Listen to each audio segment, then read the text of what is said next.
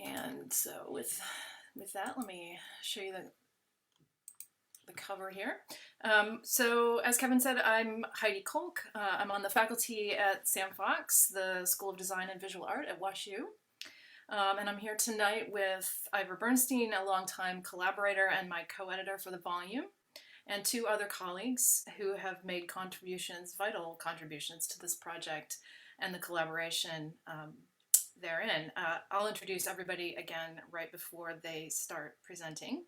And they'll talk a little bit about some of the discoveries they've made while doing the research for the project, after which, as Kevin said, we'll have plenty of time to answer questions. But first, let me offer a few framing comments by way of introduction to the project and what we set out to accomplish. So as you will see from the list of contributors, actually you can see it better here, our 18 project collaborators hail from lots of different places within and beyond WashU. And the publication reflects their varying perspectives and approaches, disciplinarily speaking, but also the special kinds of revelations that happen with collaborative work, where everybody sort of meets in the middle, as it were, and learns together from one another, even as they work towards a shared sense of purpose for the work. So at the book launch this past spring, which we held at WashU, it was sort of lovely to share our findings with our colleagues on campus, the faculty and students and staff at WashU. And in particular to acknowledge all the different project supporters, funders, and institutional partners that we've had along the way. You can see it's an impressive list, and it hardly captures all of the names of people who've played a role in supporting the project over the long haul. But in this moment in April, we were celebrating the spirit of collaboration that I was just describing, the bringing together of designers, scholars, artists, historians of various kinds, theorists of urban life, and others to engage the complex racialized past and present of our city in the long era of Ferguson, as we've been calling it. In that launch moment, of course, we were sharing our findings with colleagues who we thought would benefit from knowing about the work and maybe even teach it in the classroom. But they were not our primary or even our central audience. From the beginning, we aspired to have this work find its way into the hands of city leaders, community activists, and our fellow citizens, folks from across the region who want to find new ways of engaging with the city's racial history. And incidentally, you may have seen the recent review in the Post-Dispatch. We were grateful for it in part because we are eager to see the work reach a broad audience across the region, which reminds me to say that in addition to the copies that U City Public Library has in its collection, copies of the book are available at the moment in the WashU bookstore and at the Missouri History Museum bookstore. And you can also, for the moment, access the entirety of the collection of essays at the Common Readers website, where they're digitally published. So you can engage them in your communities and where you live. So just a few words more by way of introduction to the project as a whole. The Material World of Modern Segregation is a collection of essays that explore how race has been and continues to be made, its complex genealogy. In the city, of course, of St. Louis, but across the St. Louis region. To do this work, each of the contributors, and they had help, I should say, from a team of students and staff who supported and documented the work along the way, but also a wide range of local experts, storytellers, activists, preservationists, people who know the city at the ground level and engage with its racialized landscape every day. But each of the contributors pursued intensive examinations of what we call overdetermined sites of segregation. That is, places whose racialized histories are particularly potent or revelatory and significant, that they help us to interrogate the material, social, and political character of the racialized city and ultimately to gain new insights into the character of segregation as a lived and also a contested reality. Putting it another way, we might borrow a phrase from the former St. Louisan and urban scholar George Lipsitz. We were seeking to understand how race takes place, as he puts it. Race takes hold of places by means of intentional practices and behaviors. And place, in turn, shapes racialized experience. So while segregation may be a pattern that we can observe nationwide, it looks a certain way here. It has a distinctive character in St. Louis. As Eric Sandweiss argues in his essay, and probably will get to in a moment here, race has been deeply circumscribed into the urban landscape of St. Louis through a variety of means. It has played a powerful shaping and even determinative role over time as policy and planning decisions made by city leaders with help from the federal government have yielded a built environment which continues to reinforce and even produce racial disparities, separation, and decades or even a century later, those choices are still sort of playing out, having their impact on daily lives. That's what everybody is describing when they use the phrase Delmar divide. They're alluding to the sense of this embedded set of decisions that continue to revisit themselves upon us day after day and become sort of larger than life features of racialized urban experience. But how that happens and how the landscape can be said to make race, or how race takes hold of places like Delmar Avenue, and why we allow such things to continue generation after generation, those things are less obvious perhaps. And so as we argue in the introduction to the volume, we're concerned with this thing we describe as the illusion, which is conjured by modern segregation. That segregation is a kind of given, a totalized reality, a natural and normal state of affairs. That the givens that we inherit in the racialized landscape are sort of fixed, that they're deep material and social and political histories are ours to inherit and to live with. We can begin to decipher those histories with a bit of intentional work, and that is what our contributors have aimed to do. So what they have aimed to do is engage with these overdetermined sites of racialized experience across the city in a variety of locations, using deep archival, historical, ethnographic, and site-based exploration, a kind of fieldwork, if you like, that has included a variety of types of engagement, including playing basketball. One other noteworthy feature of the volume is its concern with local ways of knowing these various sites, and including the efforts to defend such sites against threats by those who would seek to control or manage the city and its assets through the means of strategic disinvestment, forced relocation through eminent domain, redevelopment, and so on. So many of the essays are concerned with acts of resistance or persistence by those who have been most impacted by the negative effects of modern segregation.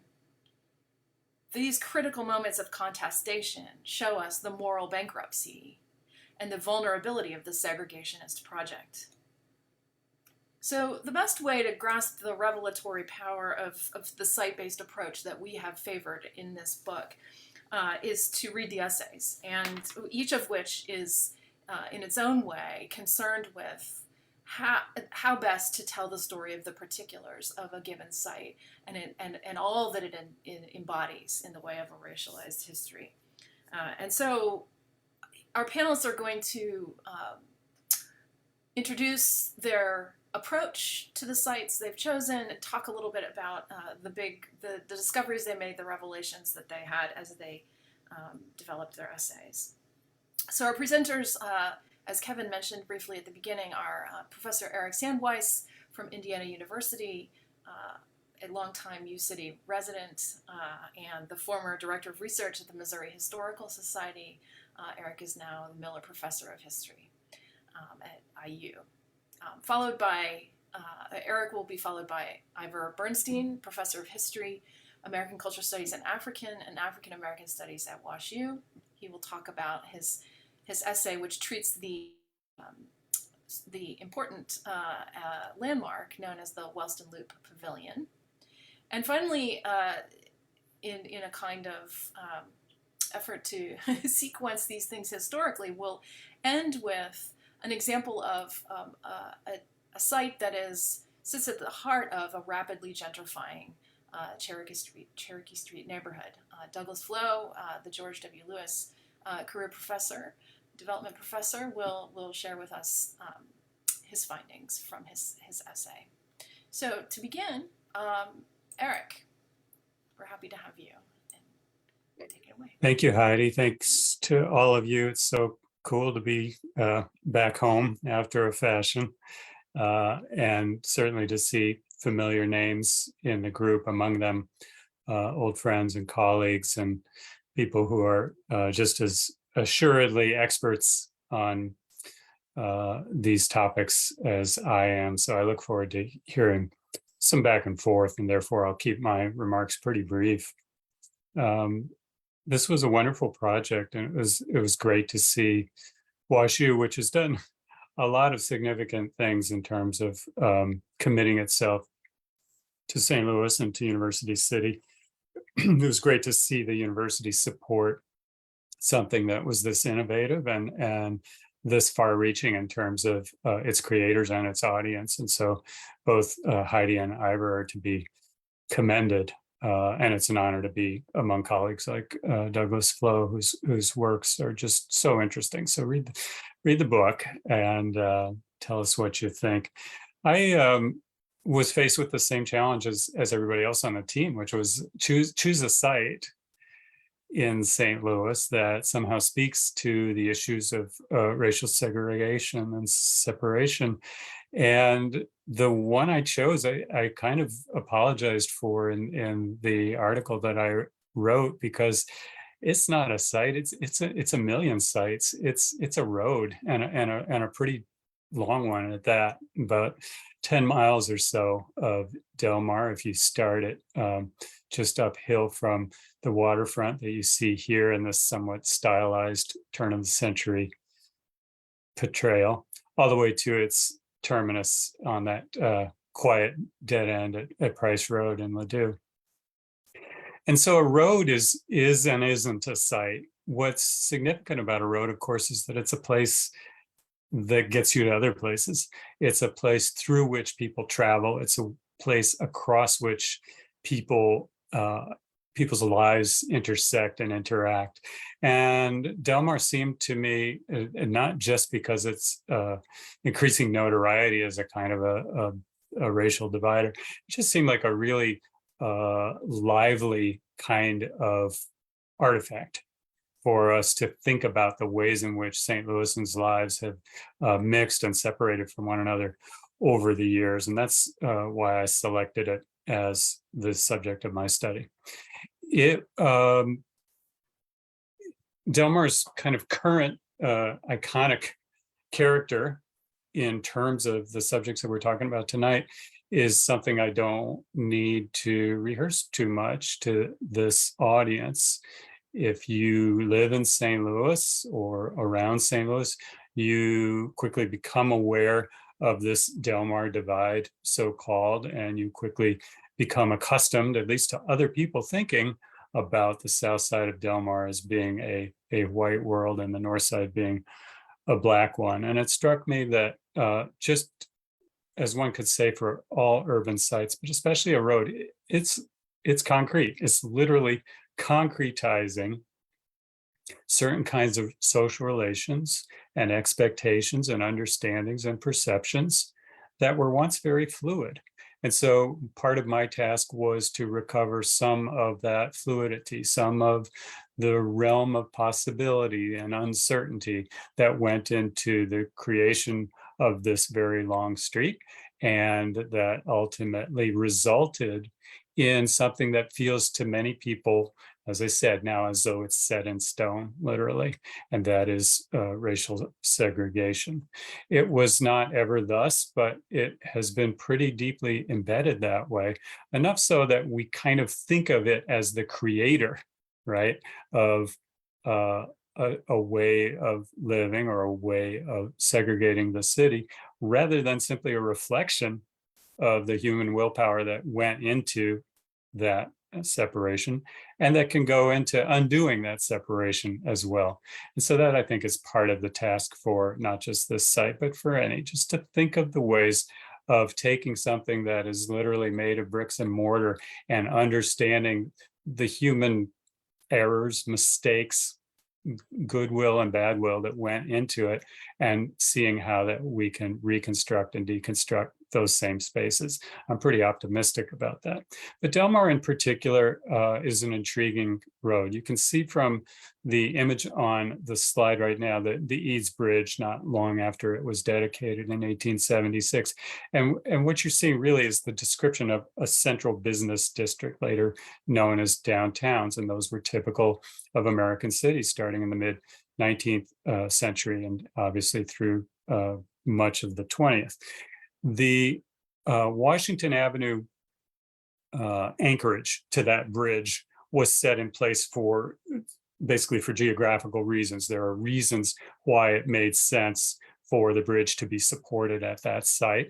And it was also more or less the edge of this growing commercial district, this thing that would come to be called downtown. But it really set in place, just as we were talking about, it set in place further decisions that would happen down the road in further generations.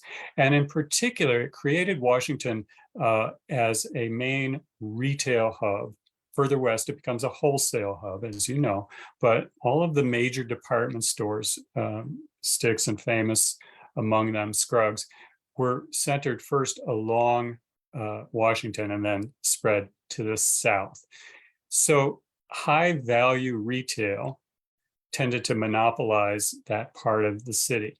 And then the next street to the north, which, as you know, at least downtown, is Lucas, that becomes kind of a service alley to these retail and wholesale functions. So it has a very particular purpose. Well, the next street to the north of that is parallel still to Washington, is Delmar, or as it used to be called until 1933, Morgan Street. So Morgan Street really already by the 1870s had set itself as the edge that separated a growing residential mixed-use city, not unlike many other large American cities, from its increasingly identifiable central business district, right? Because you have Morgan as the service alley, you have Washington as the site of high value retail, and then you have the office districts below it. And that is more or less how Morgan and then Delmar comes to acquire a certain character. And it's also how St. Louis comes to acquire what we all know as its kind of tripartite geography, right? You have a north side from Delmar on north. You have a central corridor that begins with that central waterfront from the East Bridge on south to the railroad tracks. And then beneath that, you have South St. Louis. South St. Louis was always much more separated from that central corridor than the north side was. In the central corridor, you have the most action, the most money, actually, paradoxically, also the most poverty, the most movement, the most public power, the most culture. It keeps on churning itself out and moving westward. South St. Louis was much slower to react and to respond, in part because literally the lay of the land. It was separated by all but a handful of streets from that activity in the central corridor. North St. Louis is something else again. It really developed as a polyglot kind of city, a place that was home to many kinds of people seeking opportunities and with the ability to connect to a variety of opportunities in the center of the city. We'll take a look at the next slide. Like here you can see a couple of images that show you the kind of variety of St. Louisans living within a couple of blocks of each other, literally in this case, in the early decades of the 20th century. On the right, a family or a group that's identified, at least in the photo collections of the Missouri History Museum, as being Russian Jews, a family living probably in the area around Cass or Biddle, just a few blocks to the north of Delmar. What should be and can quite literally be called a ghetto at the beginning of the 20th century, but a very fluid ghetto because Irish had inhabited it earlier and they had further opportunities to move out and to assimilate. Jews, Greeks, other Eastern and Central Europeans coming into it in the late 19th, early 20th century, again, seeking opportunities, but in the meantime, somewhat segregated and impoverished by a lack of social acceptance and economic gain. On the left, you've got a picture, as I said, just a few blocks to the south. And this is a group of African-American residents in the area that we'll call roughly the Chestnut Valley or the Mill Creek Valley. These are the blocks west of downtown that go from Delmar or Morgan Street, roughly on the north, down to the railroad tracks, Market Street, Chestnut, Pine, whatever, on the south. And this is also a kind of a ghetto. And as of 1910 or so, it wasn't necessarily clear that this would be a very different kind of ghetto experience for its residents from that which was faced by new immigrants to the north. But that is, in fact, what happened. And that is how things changed. That as you had more and more pressure to clear out that central corridor, first with big infrastructural and public improvements that created the train station, the Central Parkway, as it was called, along Market Street, the courts buildings, all of that kind of civic struggle. And as you had wealthy families pushing out further along those same blocks toward Grand Boulevard, and then ultimately out to the West End, you had a zone of discard, as a geographer would call it, places that had been left behind, that were disinvested, that were available, that were cheap and were opportunities, but that didn't have the same kinds of ways of plugging in to the city that they had provided for their original residents. And so many migrants coming from the South by, in particular, the time of the First World War, are finding in that central corridor, in that Mill Creek Valley area, an opportunity to live for relatively little money, but also finding themselves more or less, if we'll talk about why, but finding themselves excluded from further opportunities to move out from that. And that would be opportunities faced by people potentially like the family that we see on the right, who are able to move out further into North St. Louis and the Central Corridor. Let's take a look at the next slide. Just show you a handful of images. More sense of the juxtapositions that could be found literally along Morgan Street within years of one another. On the left, from the great Swakowski collection of photographs at MHS, a photograph of what you can see as a quite respectable townhouse, and in it lived a quite respectable family, made mostly famous by the artistic talents of one of their daughters, Kate Chopin, as we know her today. She and her family, kind of a Creole elite family, lived on Delmar in the late 1880s. Just a couple of blocks down the street, Morgan Street, you can see in the title there, is the AME Church, African Methodist Episcopal Church, that was directly across the street from the place where another great artist would move and actually overlap with the Chopin family, and that was Scott Joplin, one of those migrants moving in his case, from the small town of Sedalia and looking for opportunities. So you can see this kind of churning, the kind of opportunities, the kind of unpredictability, if you will, that faced St. Louisans, particularly in the center of town. The south side is going to be much quieter, and the north side is something we'll talk about in a moment. Let's take a look at the next picture. Thanks. This is an image which many of you have, I'm sure, seen, and it was certainly arresting to me to unfold it for the first time at the Missouri Historical Society archives. This is a blue line map that was commissioned for the city with money used from the WPA in the 1930s. And as you can see, it shows the distribution of Negro population. It's based on the 1930 census of population. And what it does, those are census tracts that you're looking at there. If you have a chance to look at it in greater detail sometime, it's hard to do so now. What you'll see is that it breaks down each of those tracts by the percentage of what was called the Negro population. And it also tells us what percentage of that Negro population lived overall in the city lived within that tract. And what you can see if you look at it more closely is that the central corridor, and in particular, the area that is going west along Morgan, which is kind of at the center there, that corridor is really gathering to it by 1930, the bulk of African-American residents of St. Louis, and that they are being limited in their opportunities for reasons that we'll talk about in a second from leaving that place. One of those limitations is literally marked in red pencil on this map. That is the zone within which the Real Estate Association of St. Louis, the board of realtors basically at the time, had vowed that it would retain as a Black population. That is the place in which professional real estate sellers and buyers and brokers had vowed that St. Louis's Black population should remain, and beyond which it shouldn't. What they were responding to was, in a sense, the failure of something that they had tried a few years earlier. And that was, as you know, the Segregation Ordinance of 1916.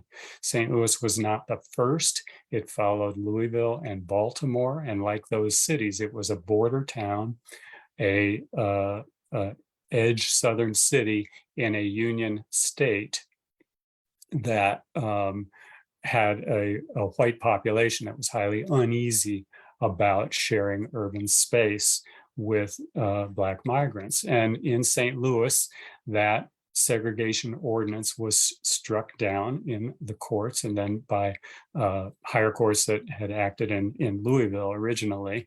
And so it couldn't happen. And so what had to happen instead was a kind of a resolution among private parties that in some way white and Black neighborhoods would be made more predictable. For many realtors, it was just that. Let's just make it predictable. If it's white, if it's Black, there just shouldn't be unpredictable turnover because the basis of investing in property was predictability. By the time you get to the 1930s, 1940s, it's pretty obvious from the census what is happening. And what's happening is that Delmar is becoming the line along which the break is being made, even as it moves westward. When you look even at the publicity in the 1916 segregation ordinance, the people pushing it, they are publicizing complaints from white neighbors along Delmar. They're singling out blocks on Delmar, or Morgan Street as it's called at the time, as places that are most in danger of this kind of turnover.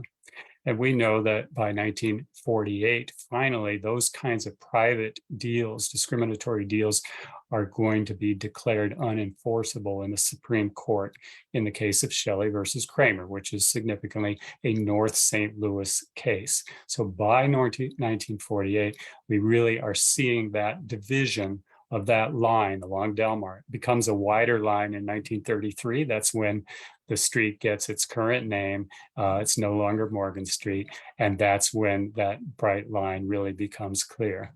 Final slide, please. This comes out a little hazy. I apologize. Here's an aerial shot of the place where we would be if we could be, the site of the U City Library. The Delmar line, as I write about it in my essay, of course, continues into University City, and it does so in interesting ways. The apartments of the Loop took the place of an amusement park and a racetrack that was originally sited there at the end of the streetcar line. But it was pretty clear by the 1920s that the streets south of Delmar would be developed in imitation of the West End private places, while the streets north of Delmar would acquire a more working class or middle class flavor, as you can see in the apartment developments that took place there.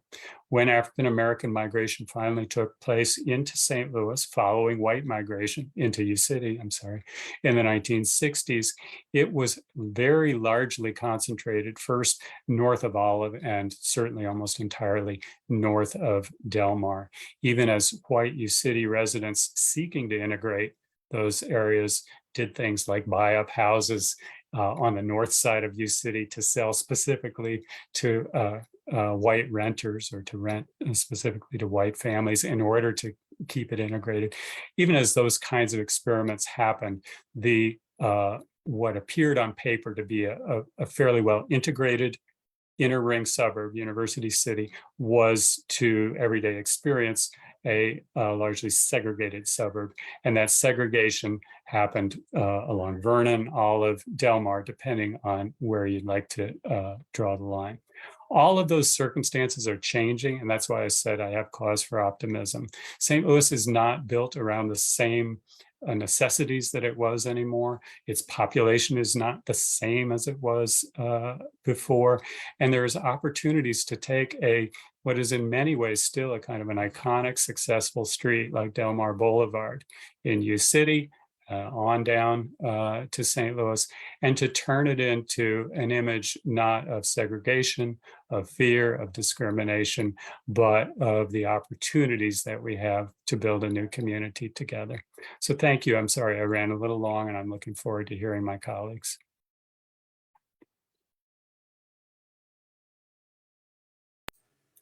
Thanks so much, Eric. Iver, you're on. Thanks so much. Can you hear me? If I can just begin with that simple question, yes, yay. Cool.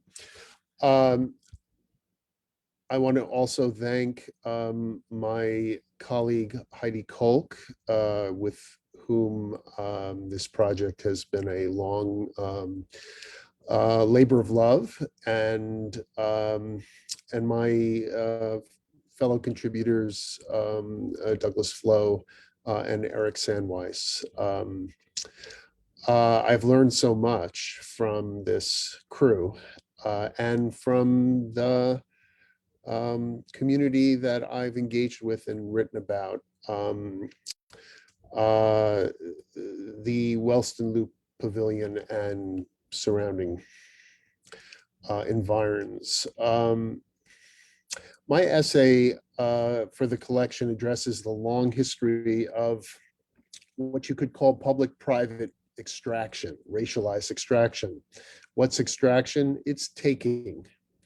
The taking from, the taking of buildings, land, but also Black bodies and Black lives in Wells Goodfellow and Wellston, which straddle the St. Louis City, St. Louis County border, 2 miles north of the U City Loop and Washington University. The essay that I wrote addresses this history by a very close look at the Wellston Loop Pavilion building structure. If you could show that image. Yes, this is an image from 2006 when the Loop Pavilion streetcar station, bus station, waiting station was in somewhat better repair, although birds are nesting and decay has well set in.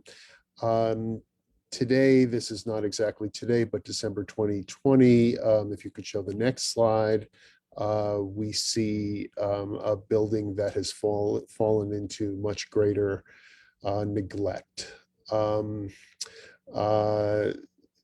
The This historic, beautiful, much deteriorated 1909 arts and crafts style streetcar and bus shelter ceased its original function when the city of St. Louis closed down the streetcar system in 1966. And I approached the Wellston Loop Pavilion and the surrounding commercial and strip and residential and industrial neighborhood as a site of memory. Not exactly, not an official site like the Confederate Memorial, formerly of Forest Park, or the Mirror Casket, which was an official site of memory created by the Ferguson protest, but rather as a different kind of memory site, an environment of memory, a place whose racialized memories have survived mostly through physical traces and oral histories. And they're deeply embedded in the newspaper archives where I did a fair amount of my research.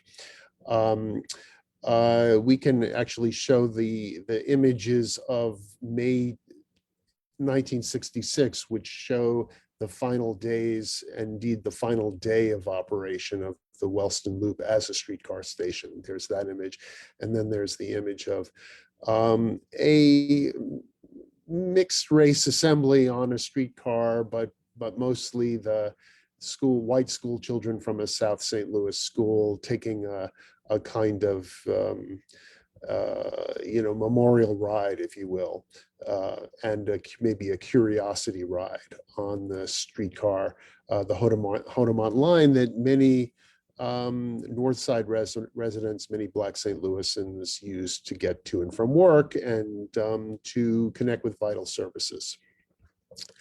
But all that was over on May 21st, 1966. Nonetheless, the building survives and has remained an extraordinarily important site, not just of memory, but also of inspiration and of creative suggestion and of political symbolism for the community of Greater Wellston. In order to access the history of this site, I pay very close attention in my essay to a little known or maybe little remembered moment in far away 1967 and 67 to 70, when the Loop Pavilion and the Strip served not just as as the backdrop for a fierce and high stakes civil rights struggle. And the notion of the essay is that if we could understand that moment, or this of real, contingency, which is a word historians use when they want to talk about the possibility of change, a real moment of possible change in 1967 to 70, when things might have turned out differently. If we can understand that moment, then we can understand better how Wellston and St. Louis got to be the way they are over the last half century and find the understanding and the means to undo the present. I was thinking about all this recently, reading an article, a terrific article in the June New Republic by Chris Pomorsky, titled "When Innocence Isn't Enough," that tells the story of Christopher Dunn. Some of you may know Christopher Dunn's story. He was convicted and imprisoned with a life sentence in the early 1990s for a murder he didn't commit. And he continues, as we speak, to my knowledge, to sit in a Missouri jail. Indeed, the new exculpating evidence that has come up in Dunn's case proves his innocence, but it is not going to secure Dunn's release from prison as the law now stands, because Missouri state law says that Dunn must remain in prison despite the exculpating evidence, because he wasn't sentenced to death, and only a death sentence case can allow for a new hearing and a new filing and a new hearing.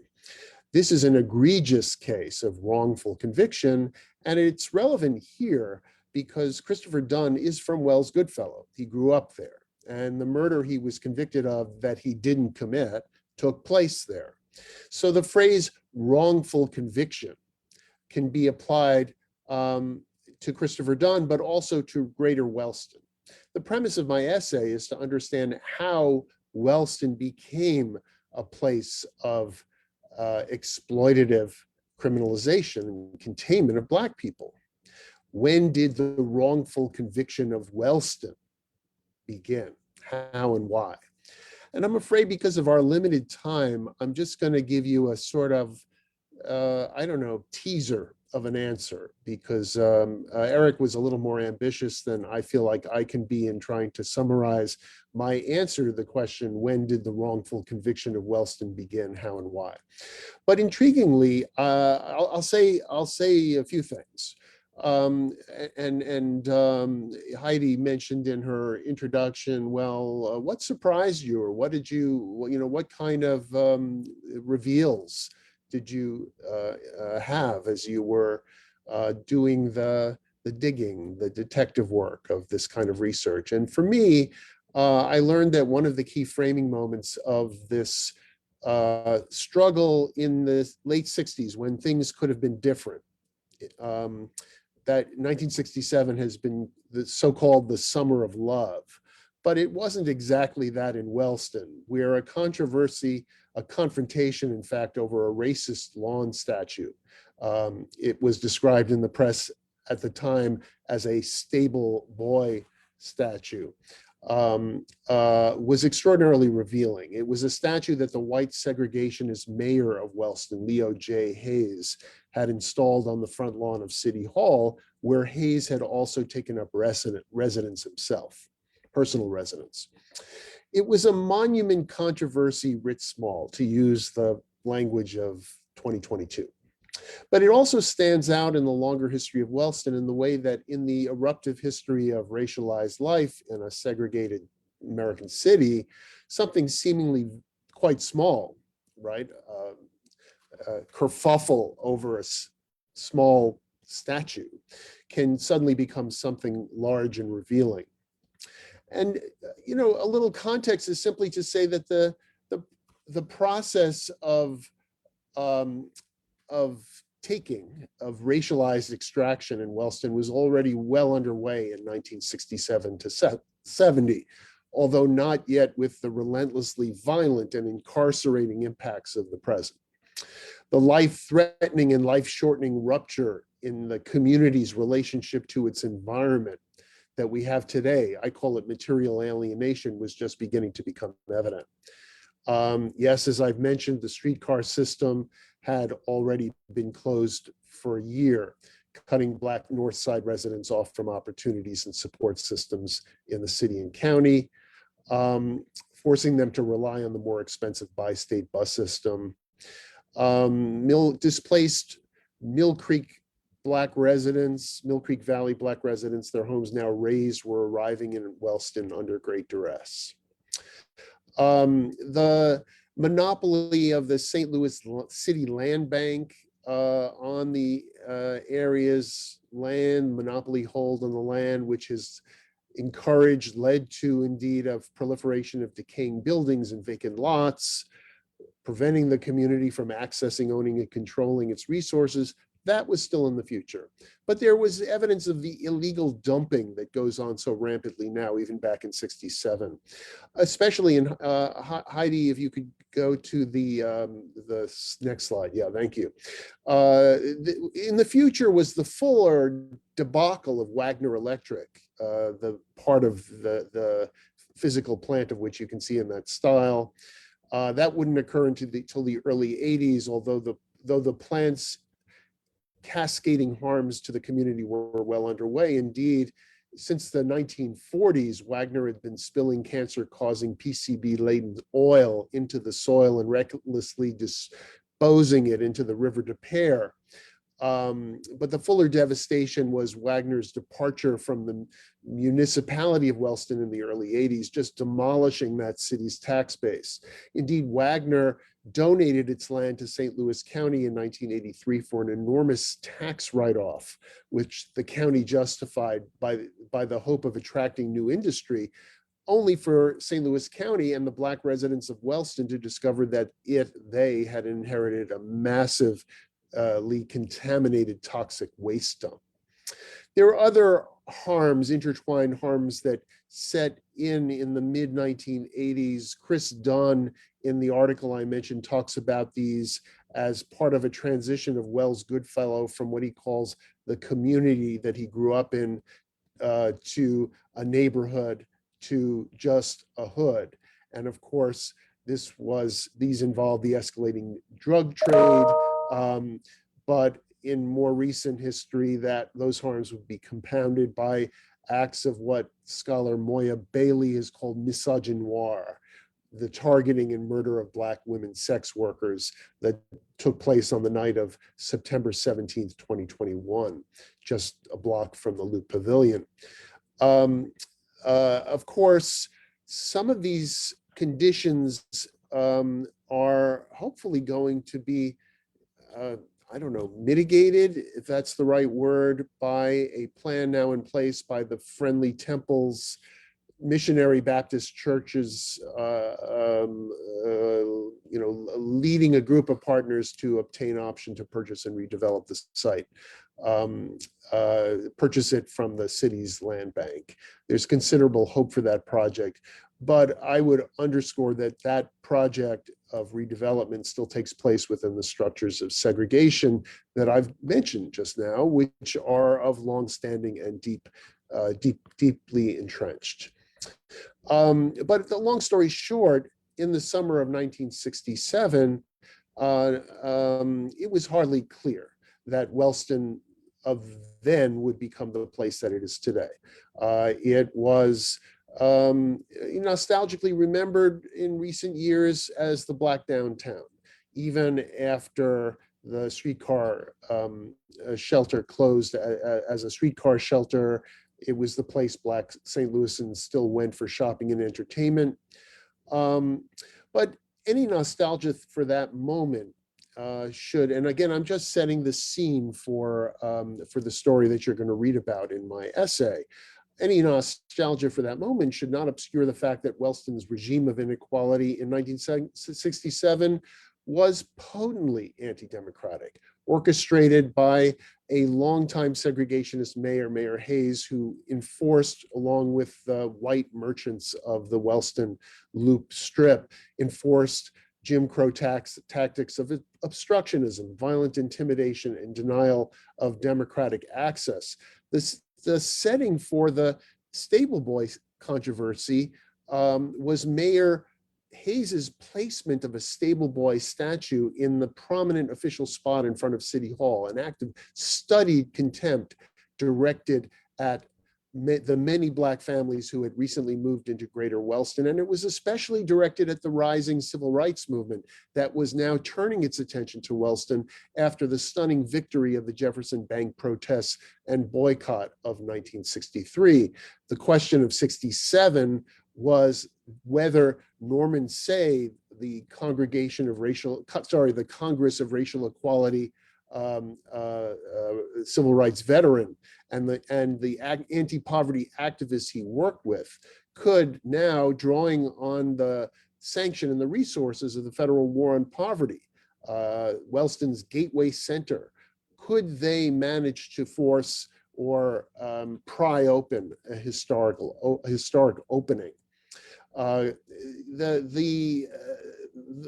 Stable Boy conflict was he set it up by insisting on that location of this racist statue as a kind of thumb in the eye of Say and the Federal War on Poverty and the broad political movement that Say and his co-workers in the anti-poverty movement represented.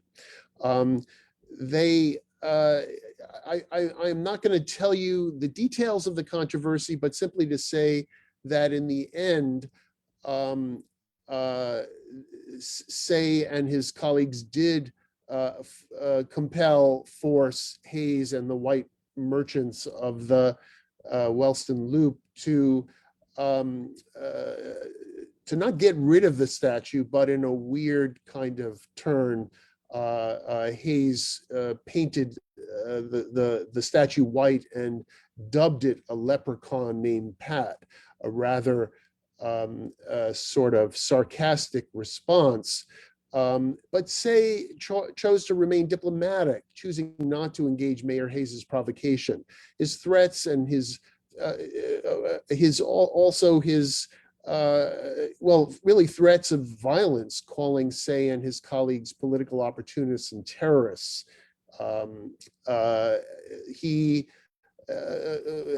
His deeper refusal to recognize Black personhood and dignity that the whitewashing of the statue connoted was certainly taken into account by Say, but with remarkable restraint. Say said that the paint job was encouraging.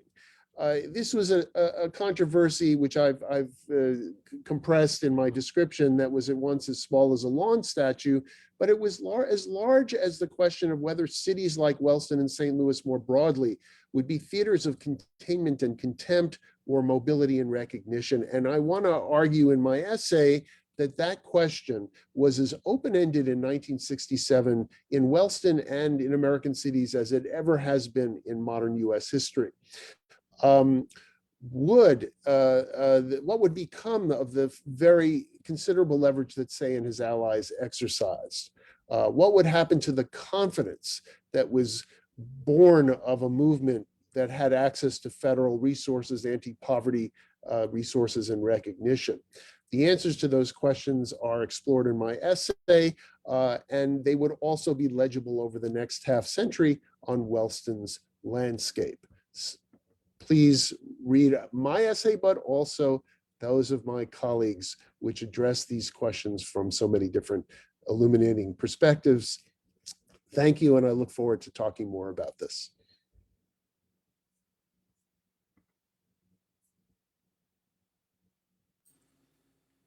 Douglas, are you ready? Yes, I am. Thank you. Thanks.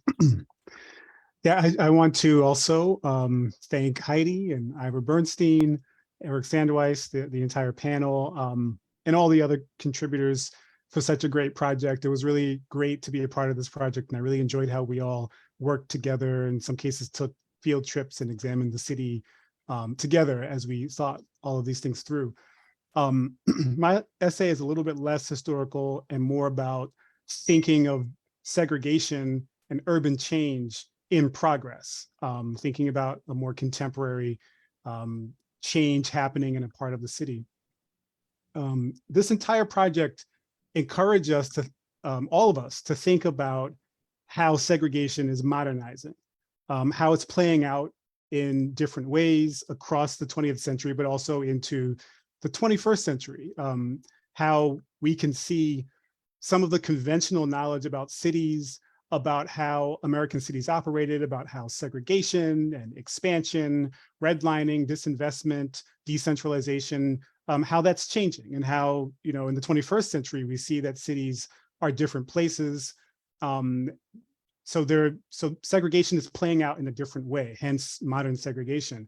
But often even though cities are changing and even though they're different now, they're very often producing a lot of the same results of inequality and marginalization. And so I was drawn to the idea of finding unique moments of change in St. Louis that represented novel ways of understanding urban change in the 21st century, and how that produces segregation, although it looks different. When we look at segregation in the 20th century, we often see cities changing to accommodate the desires of one group of people to separate themselves from another group of people. And these changes very often have taken place along lines of race, but also along lines of class, ethnicity, religion, etc. Regions of St. Louis expanded beyond very many of the necessary boundaries, rerouted roads. We've seen highways built, streets that were closed off, sometimes by beautiful monuments and barriers that were unnecessary. We've seen the regions fractured into municipalities in the interest of creating separations. So the 20th century segregation was very often a product of a scramble to get away from, or scramble by by particular groups of people to get away from the city. It was very often characterized by white flight and by the building of different types of separation, or the designing of urban space to create separation, and the creation of space between urban and suburban. So this leads to decades of decentralization in St. Louis as we see it, has definitely led to the same thing in other countries, a loss of population from the central city moving out to the suburbs, loss of tax bases, crumbling urban infrastructure, and a concentration of lower income residents in the city. In the 21st century, this trend has to some extent reversed. We see knowledge economies have relocated to cities, enticed by all different types of tax breaks and other enticements that cities give to these companies that are relocating. The culture, American culture to some extent, especially with younger people, has changed to one where young people want to live in cities for the sort of consumption opportunities that they see there. And we've seen kind of a cultural decline, at least in suburban, and kind of like the ways people think about suburban life. And as urban space is being re-evaluated and reshaped, it's gentrified to welcome these new populations. And so modern segregation of the 21st century has had to answer the question, how do you maintain certain types of separation when the demographic that had been fleeing the city for a long time is moving back to the city and therefore living in close proximity with traditional urban residents? Ultimately, in the past, segregation was defined a whole lot more by larger spaces, by more space, by regional separations. But now that a new generation of middle-class residents, and many of whom were previously suburbanites, are moving into the city, those separations are very often maintained across shorter distances. So I think Cherokee Street was particularly interesting to me to write about because it kind of represents this change. We have a gentrifying community, a community that has new residents, many of whom are not from the city. If even from the region, they're very often from outside of the city. And Cherokee Street also is very representative of a lot of the changes that a lot of St. Louis neighborhoods went through in the last 50 or 60 years. Between 1963 and 1976, St. Louis lost more than 35,000 manufacturing jobs, while those jobs increased by 165,000 in the county. And this had a very heavy impact on a lot of St. Louis communities, but definitely in Cherokee Street, in the region around Cherokee Street, the neighborhoods surrounding it. In that area, median salaries went from as high as 150% of St. Louis's median salary in the 1950s to under 50% and below the median in 1990. The street formerly hosted a variety of stores, restaurants. There was a Woolworths there, a JCPenney's. By the 1960s, many of the communities in the area were redlined. A lot of those businesses left, and the racial demographics of the area changed dramatically. Can we go to the next slide? So I thought Cherokee Street and the Love Bank basketball court were very symbolic of modern segregation because of the conversations surrounding this basketball court and the purpose of the park, the purpose that the park was meant to serve by the people who created it. In the article, I mentioned that, or one of the ways that I describe it is to say that it represents a border zone between segregation and gentrification, a figurative outpost that simultaneously embodies the fears and fantasies of newcomers and the energy and determination that animates traditional residents. And so I said this because Cherokee Street in a lot of ways has changed slower than many of the other communities of St. Louis, especially those in the central business district between the Arch and kind of heading out towards Clayton. It's changed slowly, partially because of its location outside of that very central area, but also largely because of the efforts of the community members to allow positive economic change while still remaining invested in the community themselves. Groups like the Cherokee Street Development League, the Community Arts and Movement Project, which is called CAMP, have worked to keep residents involved in the changes as they take place. And so the basketball court was symbolic of this attempt to keep residents involved in and enjoying the community as some of the economic development that is inevitable was happening. It was also an attempt by the community members to recognize that modern segregation, that segregation that very often comes along with gentrification, often happens purposely or by default in those communities as businesses and new residents create spaces for themselves. And they're very often spaces that the old residents don't feel welcomed in. And again, this might happen purposely or might happen by default, but either way, very often in gentrification situations, the old residents don't feel comfortable in the spaces that are created. So the Love Bank Park was a deliberate attempt or DIY urbanism to kind of mitigate the effects of gentrification. And it was an installation that targeted some of the most blatant downfalls of urban redevelopment, especially since urban redevelopment very often happens only along lines of economic growth. The idea is that those who are bringing the money, those who are investing the money, get to make decisions about how things change. And all of those not involved with the establishment of these new businesses or these new communities, those who are not investing in the community very often are kind of left out and not allowed to have a voice in how the changes take place. So I saw this park was meant to provide space where neighborhood kids could play and where events could happen, and that this would happen right in the middle of all of the new development. But what you find is that there was a controversy, and I think this was, I didn't really emphasize this too much in the article, but this is a very important part of it.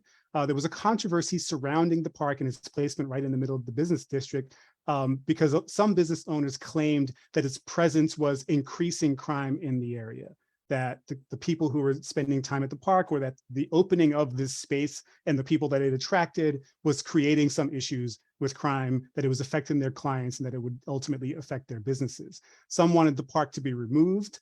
Some suggested that the kids maybe relocate, the basketball court itself maybe relocates to another area, or that maybe there should be a security guard installed that would surveil the park during the hours that it was open. So what I thought was really interesting is that we see this kind of nexus of interests coming together on this park. The park itself is representing the interests of the community to remain engaged, and also possibly a way in which in the future we can kind of rethink urbanism and urban development, where gentrification happens by default because unfortunately economic investment is needed in order to make in order to redevelop some communities that are in need of redevelopment, but that we can kind of think about how to anchor the community into those spaces so they're not just completely colonized, or they don't feel as if they're being colonized. So I saw this this basketball court as a really interesting site that was kind of pushing back on some of the overtly economically centered and economically focused redevelopment that we see not only in St. Louis, but also in many American cities. I was glad to write about this park and recognize the efforts of its creators and of the people in the community to kind of rethink urban development, especially because it seems that it sits at this very important junction that makes us ask some questions about how we're redeveloping. And yeah, so I think I'll stop right there.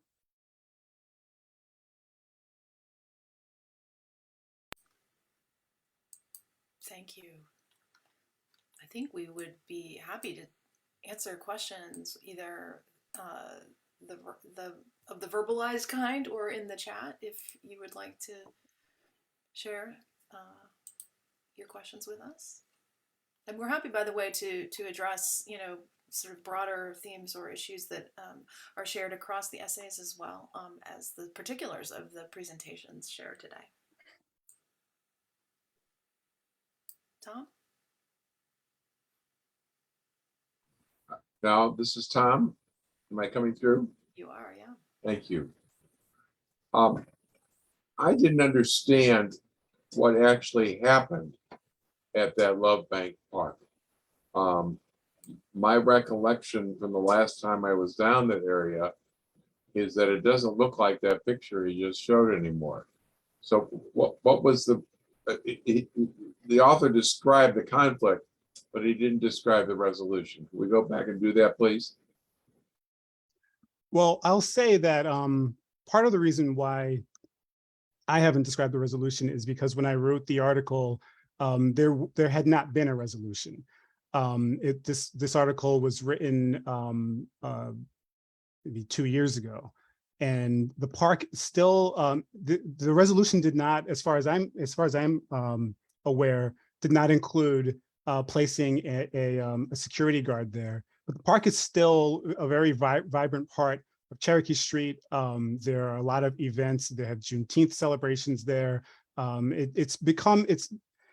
If I may not be aware of exactly what happened with the conversations that were going on between the businesses and the organizers who were supporting and maintaining the park, but I am aware that the park remains there, that it is still a very important part of the community, that there are continuously events there put on by the Cherokee Street Development League, and that it's still increasingly an important site in the community. Has it been improved or gentrified in any way? Do you mean the neighborhood? Physical park itself. No, not as far as I'm aware. No. Thank you. That's all from me. Yeah. Thanks. Mimi. Yes, thank you. Besides the work that's going on with the Delmar Divine, what other efforts are being made now to kind of equalize what's going on Delmar? What other kind of developments are going on?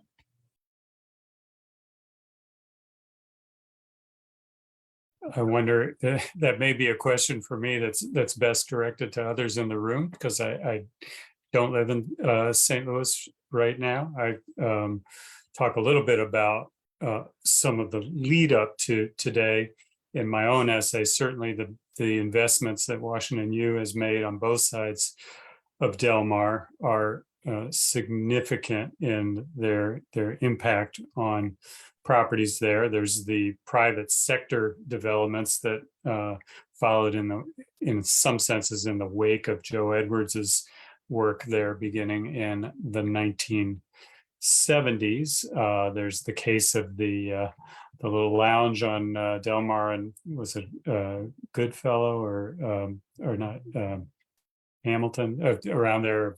A couple of white proprietors who took over a historically Black tavern with the idea of creating a racially mixed hangout space.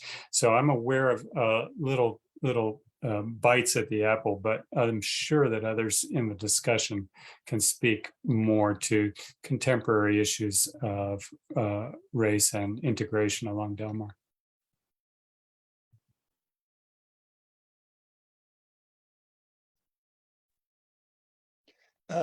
This is Robert. I can speak a little bit to that. Along Delmar, there's a north of Delmar, there are two very active neighborhood associations. West End Neighbors, which is north there, and then Academy, which is the West End Neighbors is from the city limits to basically Union. Academy, Sherman Park, that goes east to Kings Highway. They're both active in sort of bringing around. There's increasing white population in both those neighborhoods. And then there's Delmar Main Street, which is an attempt to organize along there, along Delmar, where you get third degree glass is very supportive of that. And development there, which is between Central West End, I think, and I don't know, De Bolivar and the Academy neighborhood. So things are happening. Thanks for that, Robert. Ivor, did you want to add anything on the Wellston side of Delmar? Wellston, let's see. Wellston is considerably north of the West End. So that's Hamilton Heights, Wells Goodfellow. Those are north. And I don't think development is happening there nearly as much as in the West End or Academy.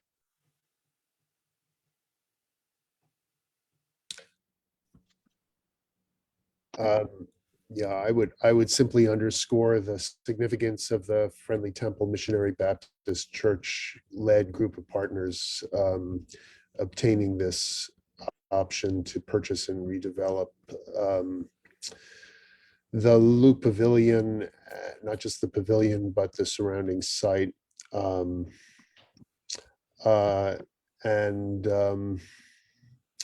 know, the significance of the politics of land banks, which Michael Allen, who I see in the chat, is in our midst, has written very instructively about the long history of the St. Louis Land Clearance Authority and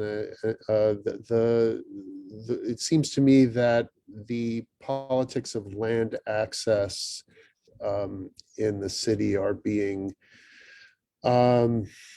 engaged in a very innovative way in Wellston, not just simply by the Friendly Temple, but also by the community garden movement, which has a kind of a deep critique of the land bank's mode of doing business that is built into the community garden movement, which is to some extent led by the what you could call the survivors, the black matriarchs of Wellston, which I discuss in my essay. And so the politics of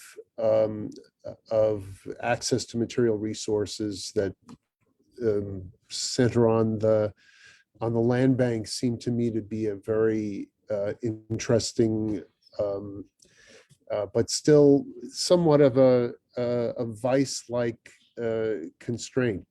That I mean, there's some creative thinking about that in Wellston right now, and I don't know if there are people in the audience here who can speak to those things if they choose to.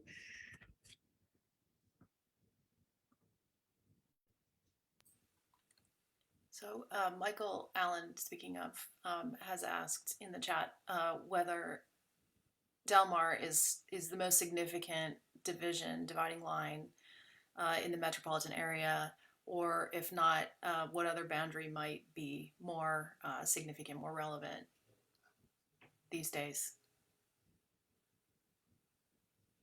Anybody have thoughts on that? I have one thought.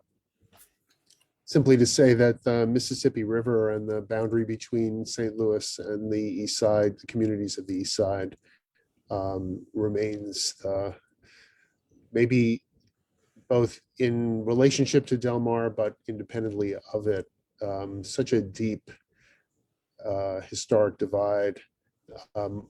Michael knows, well, the significance of that colonial relationship between St. Louis City and the communities of the East Side, East St. Louis, dating back at least to 1917, if not well before. So that's kind of, we have an essay in our collection by Celia Sukop on East St. Louis in 1917 and the traumatic, lost in traumatic soundscape of the East St. Louis pogrom that I think touches on some of these issues of boundaries and colonial relations. But I also think of Jonathan Karp's essay folks might be interested in, which is about the Eads Bridge and also engages the boundary that we're talking about of the river. Can I say that I think also, some of the most significant boundaries are invisible. They're one of the things I do with my students in my Urban America class. At some point, we always end up talking about housing prices, and I show them the map of St. Louis and on Zillow, and I'll kind of I'll put in any when you're looking at houses that are below 400,000, there's this huge circle around anything from Clayton to Chesterfield, from Creve Coeur down to Kirkwood. There's a, or maybe right north of Kirkwood, there's a really huge kind of opening there where nothing shows up. And then when you reverse it and you go, 500,000 and up, you'll see that there's that, that area kind of fills in. So some of them are invisible, that having to do with housing values, but also there's architecture and the way in which things are designed, the way in which street traffic flows or doesn't flow through certain areas, and also the way that certain kind of commercial spaces are defined or not defined. I moved to St. Louis in 2014, and I drove up and down Lindbergh many times before I realized that there was a shopping mall right at the corner of Lindbergh and 64 or 40 highway. There's a Frontenac shopping mall right there. And it's very hard to know that if you're not from that community, because there are hardly any signs out that indicate that there's a shopping mall there. And these sorts of kind of invisible design decisions and urban planning and design and real estate pricing, et cetera, still kind of create some of the most potent forms of segregation, if not physically, but definitely psychologically.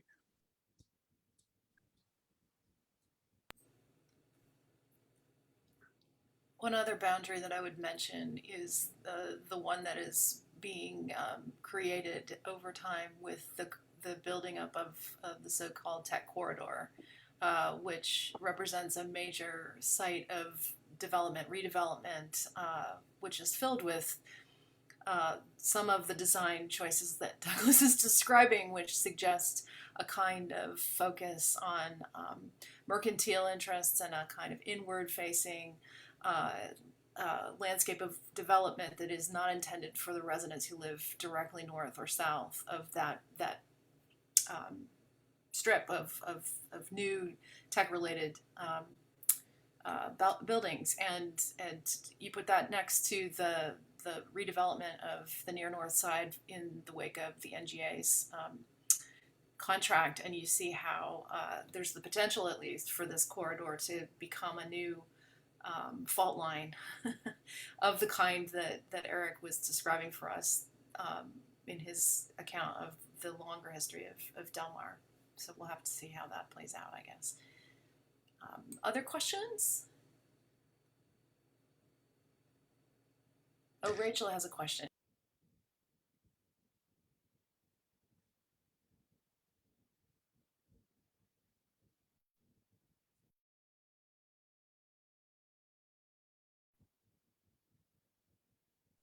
Oh, okay, I guess I can read it.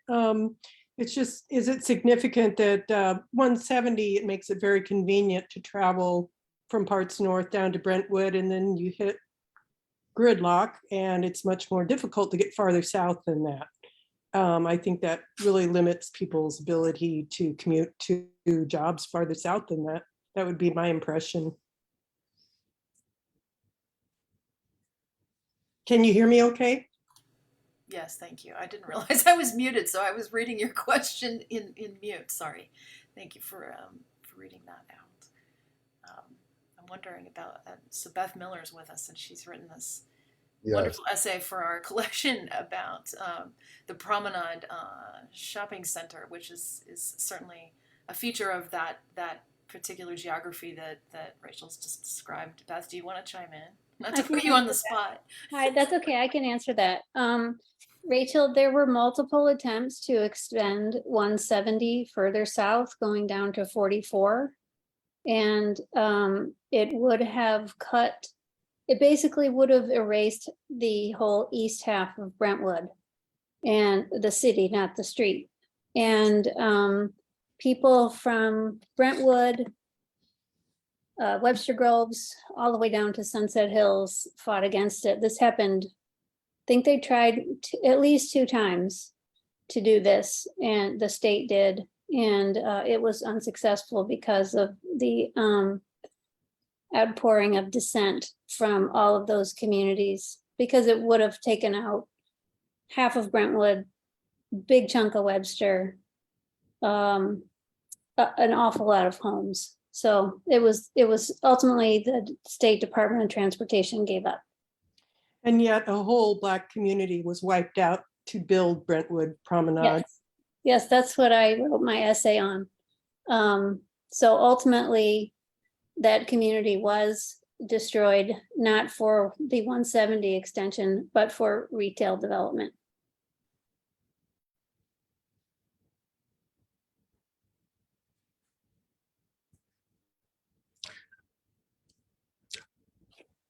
I don't see any more comments in the chat, but I have a comment I'd like to make about boundaries that are visible and invisible. And I was thinking about, as Douglas and others were speaking about the boundaries around Washington University.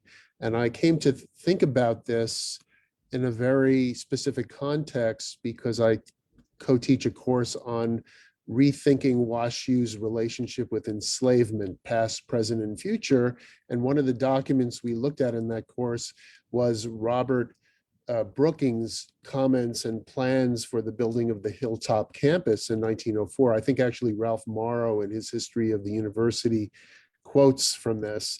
And Brookings explicitly talks about the creation of a residential, an exclusive residential buffer zone around the university, almost imagining the kinds of conversations and heated conflicts about, about property tax and local contributions. But it was very much Brookings' notion that there be this sort of almost invisible boundary, visible in many contexts, but in some ways quite invisible boundary of high price, large lot real estate around the university that would serve as a decades long, maybe centuries long, for all we know, kind of protective zone around the university that would be both quite present and also hiding in plain sight. I mean, it's the use of the word buffer that I found so arresting in Brookings.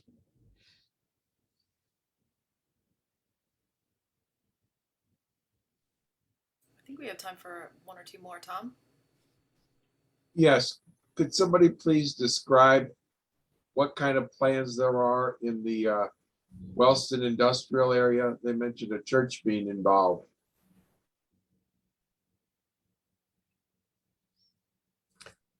The Wellston industrial area, which I alluded to very briefly in my essay, I mean, there have been long discussions about creating enterprise zones, and we're talking now about the county and the city of Wellston, I presume. But I don't know what the state of those plans to somehow access federal money are today. I was treating in my essay, I was treating Wells Goodfellow and Wellston as a kind of greater Wellston, which is the historic kind of way in which that area has been, has in many ways functioned, but the county and the use of federal redevelopment dollars for industrial projects in Wellston is a topic that I'm not up to date on. I thought somebody said that there was a church involved. Oh, that's in Wells Good. Yes, that's in Wells. That's in Wells Goodfellow. That's in the city. Yes. That's not out at the Wagner plant area. No. I'm sorry, I misunderstood that. And what are they hoping to do there? Well, build a restaurant, meeting rooms. There is play space, all in the rehabilitated site of the Loop Pavilion, which will obviously require a serious infusion of capital in order to simply stabilize that building and make it usable. Thank you very much. Maybe one more. Patricia, I was about to read your question out, but you can verbalize it if you want.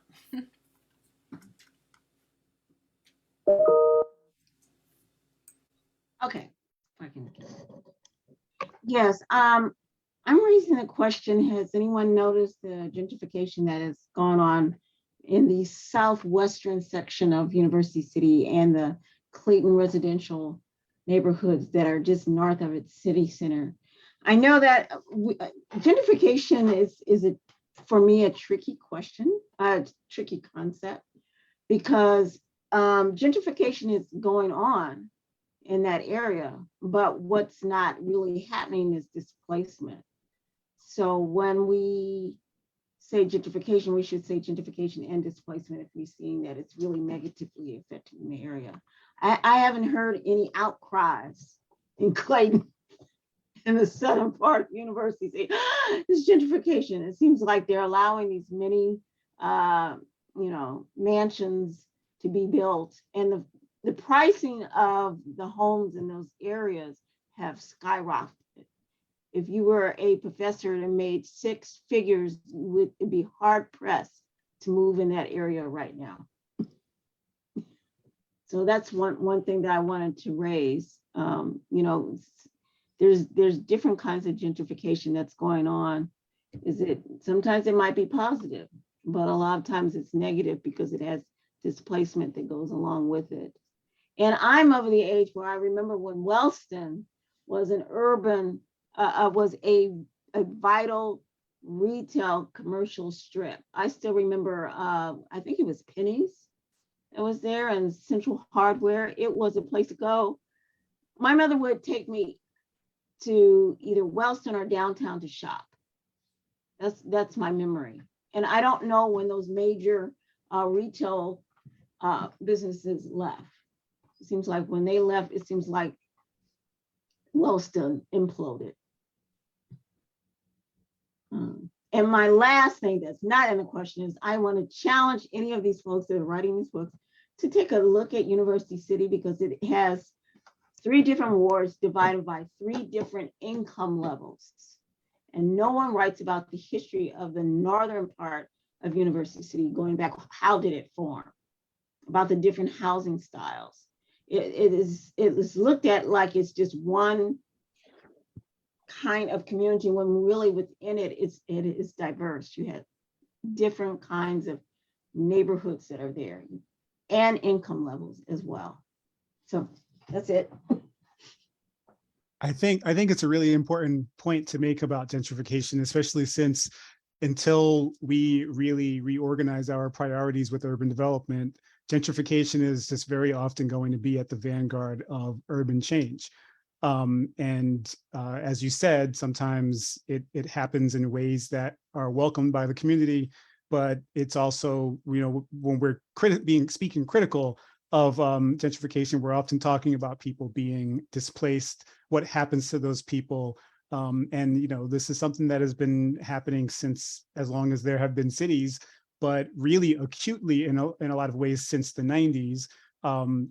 Bill Clinton's Hope 6 project was mostly about trying to reclaim downtown areas that had been to a large extent abandoned and turn them, reclaim those valuable spaces and turn them into condominiums or, urban paradises for suburbanites who want to move back into cities. And this is just going to continue to happen. So then I think the really good question to ask is, first of all, whether or not the gentrification is actually displacing people, as Patricia said. But then also, since we have not reformulated our understanding of urban planning to the point where we don't need that to happen, and we don't need major investment to happen in order for urban change to happen, we have to think about ways to do what the people on Cherokee Street were attempting to do.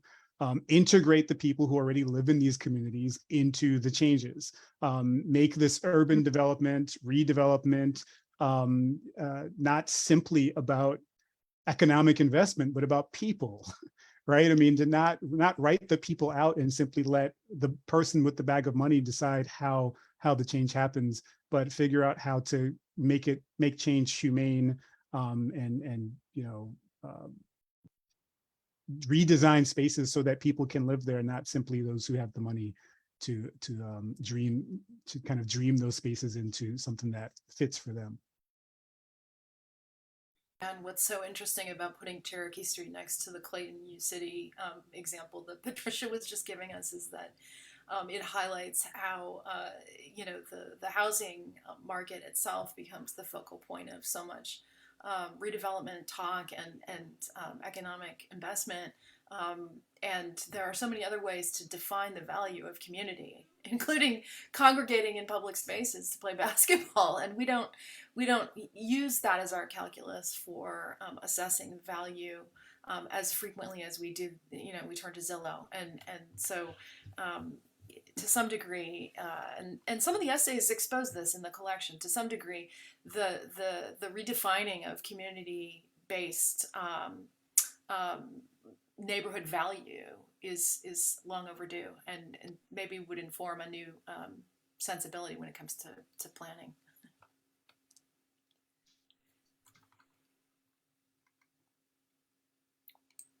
Any last comments?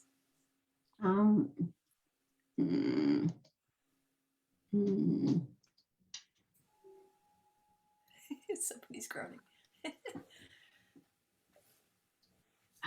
Kevin, should we wrap it up, or do you? May I add something? Oh yeah, go ahead. Yeah, I think Tom here has one more thing. Go ahead, Tom. Shoot, I think I lost my thought between that. Raised my hand. One thing we need to remember is that when we're talking about old neighborhoods and building neighborhoods and neighborhood community, is that the physical way we live has changed. It's changed a lot since I'm 74, since my parents' time, when they grew up in old North St. Louis and St. Louis Avenue, to now. A long time ago, I saw a definition of a rich person as being somebody who goes from their air-conditioned house and their air-conditioned car to their air-conditioned club to take a steam bath. When University City was built, including the areas where I live, there were through paths because the streetcars were how everybody went to work. And you saw your neighbors as you got in the streetcar, or later on as you got on the bus. And your neighborhood was somewhat segregated, but that meant that you saw the same people at the same stores and at the same houses of worship. And now we pick our houses of worship and we, anywhere within driving time, whatever our definition is, and we shop anywhere within driving time.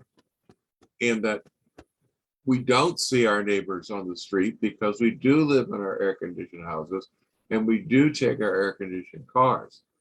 So I think sometimes we put too much weight on the effects of the community, of the built environment, rather than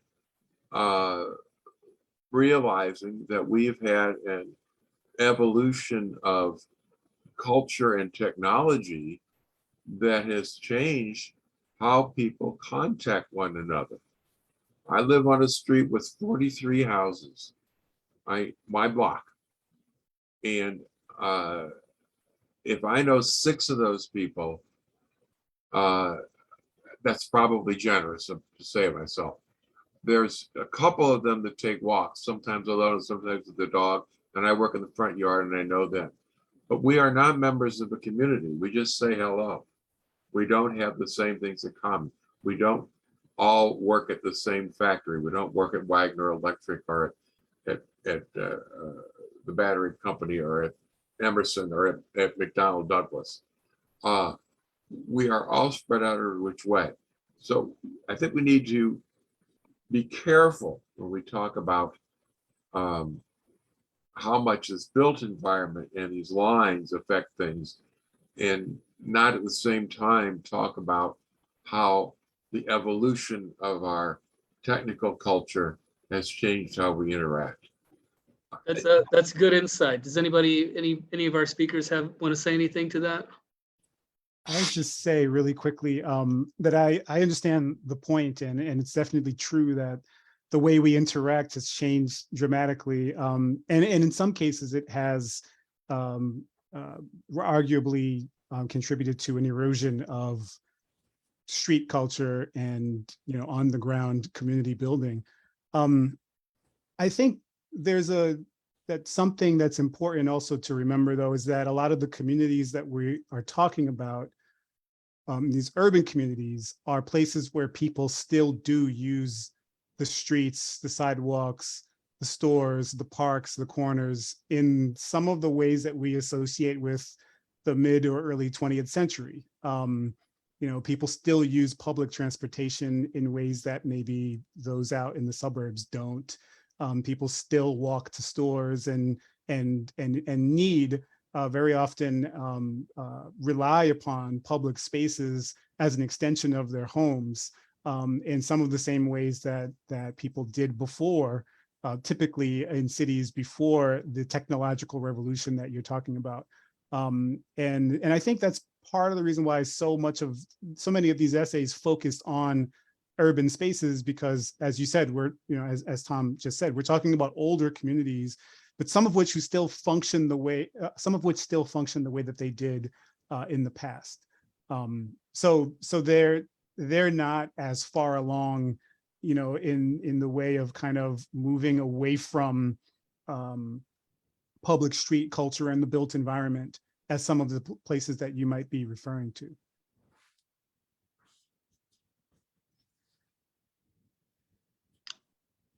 All right, so I think that's about our time, unless anybody has anything else they would like to say. Real quick, thank you for everybody attending. I'm going to put in the chat the links to the website for the book and the at the Common Reader here. And then another reminder too, we also have a copy that you can check out if you can see it here at University City Public Library. You can check this out. Once again, I want to say thank you to Douglas and Heidi and Eric and Iver. Thank you so much for your expertise and your time. Really appreciate your time and coming out and sharing all your information with us. Thank you. Thank you so much. Thank you all for staying and asking us questions. It's been a pleasure. Yeah, a lot of great questions tonight. Yeah. Thank you.